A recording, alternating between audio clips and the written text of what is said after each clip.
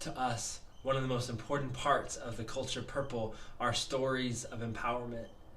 And I will never forget the first time we took a trip to Ethiopia while we were traveling all across 7 nations throughout Africa, training and raising up and empowering young leaders. But the stop in Ethiopia was unique. We were looking for where our home base was going to be as a family, and we were taken to what the world would call an orphanage. But from moment one, we were taught to see it as something else. Through the Father's eyes, we pulled up and I could see it as nothing else, but I felt like God said it was his house of treasure. And as we walked in, I saw why. Because these kids who the world calls orphans, there's so much more.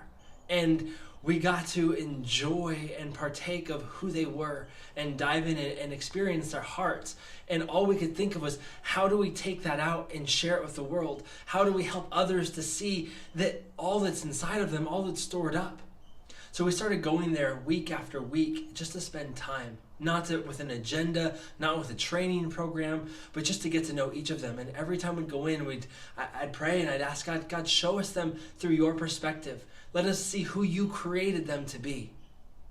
And after a number of weeks of doing that, of just spending time together, we started putting together Father's blessings for each of them, of how to communicate that they are valued, that they are loved, that each of them, no matter what circumstances they come from, that they have purpose. And we wanted them to know that we believed in them and that they could change their culture, their community, their world. It didn't matter what they had in their hands. It mattered who they were created to be. And we wanted to help empower that and bring it to life. We had them over for a weekend, what we call the Pray and Play weekend. After we had those blessings ready, we put together kind of a ceremony. We wrote out each blessing for each child and had them translate into the local language of Amharic. We had others come to help translate and speak these things over them with us. And so we put together a meal that they wanted of burgers and fries, and this was in our home in Ethiopia. And as they came together, we were really moved by what was going on, and we decided to start with the oldest. And the oldest boy was someone who was going through a tough time. He was starting to be affected by some of the perspectives and things going on in the world around him, and started to be kind of drawn to those things. But as we started to release this blessing over him and just speak life over him and call him forward for who God created him to be and all the purposes and plans for his life. And we're talking about a 12-year-old boy living in what the world would call an orphanage in Ethiopia. But as we began to speak these things over his life, it was unbelievable to watch. It was literally like watching the sun rise on his life from the bottom of his feet to the top of his head. And from that moment on, suddenly as we went through every other child of that group with this blessing over each of them, this older boy stepped up, and now he suddenly became a leader, and he was helping lead the blessings and the encouragements and all the things we're speaking over the other kids. And then the other kids followed his lead, and they started speaking into the other kids. And before you knew it, it started to grow.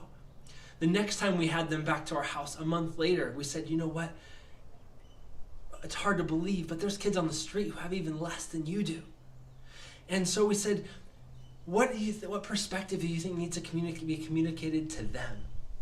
And so we asked them, we gave them each a piece of paper and a pen, and we said to go spread out and go ask the Father what his perspective is of them and write letters to them communicating that perspective. And so they did, and we all spent about an hour doing that and brought them back together, and I put up a whiteboard, kind of like what you would do in a boardroom or with CEOs or a vision team.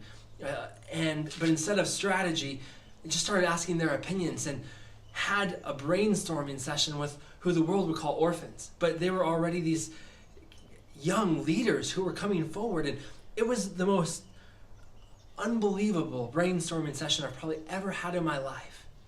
To listen to the things coming out of these kids' mouths about the kids on the street, to come up with hearing their ideas, hearing what they wanted to say and how they, at their own ages of 9, 10, 12, 13, wanted to empower other kids and bring out the treasures in them. It was unbelievable to watch. It was humbling to be a part of. And so we took each of their letters and we took all their ideas from the right whiteboard and we carried those out to kids on the streets. And so now it was orphans who were empowering other kids on the streets. And those kids from that little house of treasure started a movement simply because they were loved they were valued, they were shown purpose, and they were given belief. That is the essence of the culture purple.